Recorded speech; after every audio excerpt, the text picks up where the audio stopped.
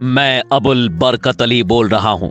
वही बरकत अली जिसका नाम अयोध्या राम मंदिर परिसर में आज भी तख्ती पर लिखा हुआ है। आज अयोध्या में भव्य राम मंदिर का निर्माण अपने अंतिम दौर में है और भगवान राम हमेशा हमेशा के लिए अपनी जन्मभूमि पर विराजमान होने वाले हैं। तारीख के इस अहम मौके पर मैं आपको आज एक बेहद खास किस्सा सुनाने जा रहा हूं, जो केवल एक कहानी नहीं बल्कि प्रामाणिक तथ्यों पर आधारित मेरी खुद की आंखों देखी है। मेरा मकसद किसी धर्म विशेष पर आघात करना नहीं बल्कि सिर्फ एक बहुत बड़ा सच बताना है।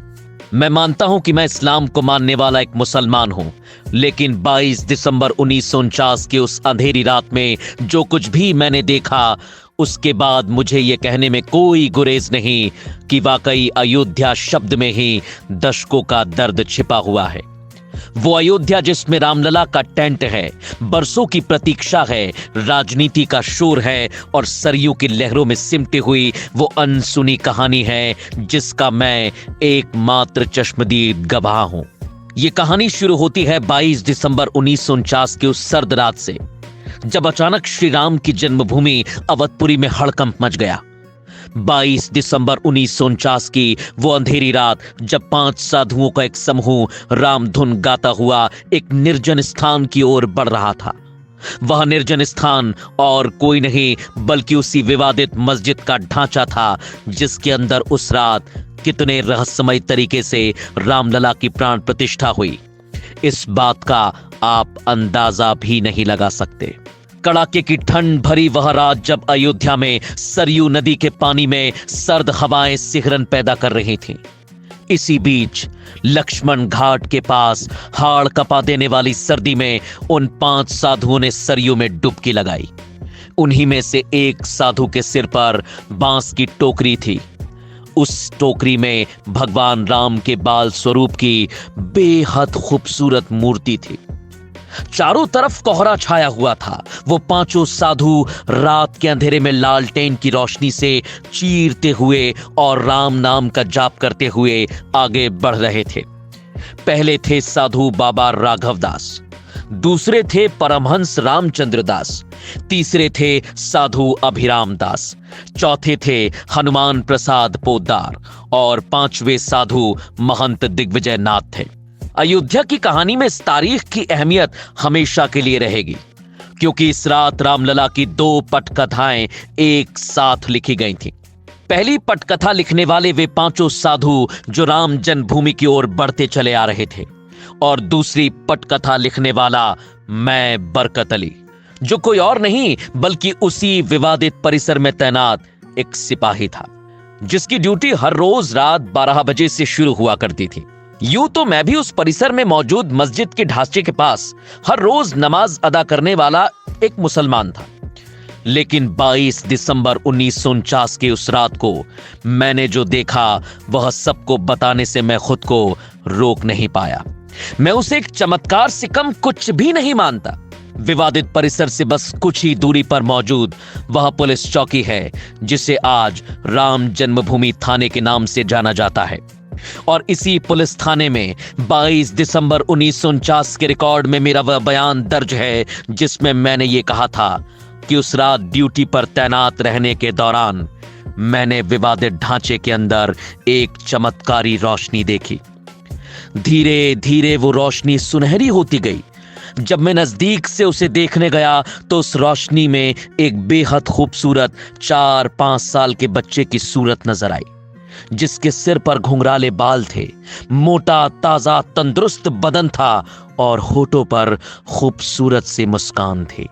मैंने ऐसा खूबसूरत बच्चा अपनी जिंदगी में कभी नहीं देखा। डर के मारे मेरे पैर कांप रहे थे, मगर मैं फिर भी लगातार उस बच्चे को देख रहा था। मैं बता नहीं सकता कि मेरी ऐसी हालत कितनी देर तक रही। इसके बाद मुझे कुछ भी याद नहीं कि मेरी याददाश्त कहां चली गई थी। मेरे होश तब वापस आए जब चारों तरफ शोर मचा हुआ था। मैंने देखा कि सदर दरवाजे का ताला टूटा हुआ जमीन पर पड़ा है और हिंदुओं की बेशुमार भीड़ मस्जिद के अंदर घुस गई है। वे सभी जोर जोर से भय प्रकट कपाला गाते हुए उस बुत की आरती उतार रहे हैं जो उनके सामने सिंहासन पर रखा हुआ है। मैं झटपट भागता हुआ पुलिस थाने में पहुंचा और अपनी आंखों देखी कह सुनाई। इसके सिवा मैं बरकत अली और कुछ नहीं जानता। आज भी अयोध्या की श्री राम जन्मभूमि कार्यशाला में एक बोर्ड लगा हुआ है जिस पर मेरा यह बयान सार्वजनिक रूप से लिखा है। खैर, मेरा यह बयान इस सिक्के का सिर्फ एक पहलू है। इस सिक्के का दूसरा पहलू वह 5 साधु हैं जो भगवान राम की मूर्ति सिर पर उठाए अयोध्या की ओर चले जा रहे थे। लेकिन देखिए कैसे ये दोनों पहलू एक दूसरे से जुड़ गए। 22 दिसंबर 1949 की उस रात की यह कहानी अब एक दिलचस्प मोड़ पर आ गई है। आज तक हर कोई यही सोचता है कि मेरे जैसे एक मुसलमान सिपाही का रामलला के प्रकट होने की बात कहना, क्या वाकई रामलला प्रकट हुए थे? क्या वाकई उस रात कोई चमत्कार हुआ था? चलिए इस सवाल का जवाब खोजने में मैं सिपाही बरकत अली आपकी मदद करता हूं। वो 5 साधु जिन्होंने रात के अंधेरे में सरयू तट से आगे बढ़ते हुए राम जन्मभूमि परिसर में पहुंचकर रहस्यमय तरीके से रामलला की मूर्ति की स्थापना कर दी। जब वे 5 साधु विवादित परिसर में पहुंचे थे तब मस्जिद की देख रेख करने वाले मोहम्मद इस्माइल की नजर उन पर पड़ी और वह भागता हुआ उनके पास पहुंचा। मोहम्मद इस्माइल ने कुछ देर तक उन साधुओं को अंदर जाने से रोकने की कोशिश की लेकिन वह असफल रहा। इसके बाद वे 5 साधु सिर पर रामलला की टोकरी में उठाए गर्भगृह की तरफ बढ़ने लगे। उस समय परिसर में कांस्टेबल शेर सिंह ड्यूटी पर तैनात था। साधुओं के सिर पर टोकरी में रामलला को देख शेर सिंह भावुक हो गए और भावनाओं में बहकर उन्होंने गर्भगृह का ताला खोल दिया। उन 5 साधुओं ने पहले तो लालटेन की रोशनी में गर्भगृह के फर्श को सरयू के पवित्र जल से धोया और उसके बाद मंत्रोच्चारण के साथ रामलला की विधिवत प्राण प्रतिष्ठा की। 22 दिसंबर 1949 की उस रात को जो रामलला चुपके से गर्भगृह में प्रतिष्ठित हुए वह अगले दिन की सुबह के साथ सार्वजनिक हो गए। एक तरफ सरयू की किरणों ने अयोध्या में दस्तक दी और दूसरी तरफ जंगल की आग की तरह यह खबर फैल गई कि बीती रात के अंधेरे में साक्षात रामलला प्रकट हुए। देखते ही देखते जन्मभूमि परिसर में राम भक्तों की भीड़ लग गई। घंटा, घड़ियाल, शंख की ध्वनि गूंजने लगी और 22 दिसंबर 1949 की वह तारीख अयोध्या के इतिहास के पन्नों में अमर हो गई। अब अयोध्या का बालकांड अपने अंतिम अध्याय की ओर बढ़ गया है क्योंकि उन 5 साधुओं के हाथों रात के अंधेरे में रामलला की प्राण प्रतिष्ठा हो गई। लेकिन फिर उस रामलला का क्या जिसे मैंने बाल स्वरूप में खिलखिलाते हुए उस चमत्कारी रोशनी में अपनी आंखों से देखा था? इस बात का जवाब देने के लिए मैं आपको वापस ले चलता हूं 22 दिसंबर 1949 की उस अंधेरी रात में जहां मेरे साथ कोई और भी इस कहानी का हिस्सा बना था। जी हां, मैं उसी कांस्टेबल शेर सिंह की बात कर रहा हूं जो उस रात के अंधेरे में विवादित परिसर की निगरानी में मेरे साथ था, जिसने साधुओं के लिए गर्भगृह का ताला खोला था। जब मैंने श्री राम को बाल स्वरूप में उस चमत्कारी रोशनी में देखा था उस वक्त मैंने कांस्टेबल शेर सिंह को कई बार आवाज लगाई और दूसरी तरफ एक शेर सिंह ने ही गर्भगृह का ताला खोल साधुओं को अंदर जाने दिया था। तो क्या ये दोनों शेर सिंह अलग अलग थे या एक ही शेर सिंह दोनों जगह पर मौजूद था? चलिए इस राज से भी आज आपको रूबरू करवाता हूं। दरअसल विवादित परिसर की निगरानी के लिए रात 12 बजे तक कांस्टेबल शेर सिंह की ड्यूटी हुआ करती थी और रात 12 बजे से मेरी ड्यूटी शुरू होती थी। लेकिन रात 12 बजे जब मैं ड्यूटी पर पहुंचा तो शेर सिंह ने मुझे सोने के लिए भेज दिया, इस वादे के साथ कि अभी वो पहरा दे रहा है और जब वह जाने लगेगा तो मुझे ड्यूटी के लिए जगा देगा।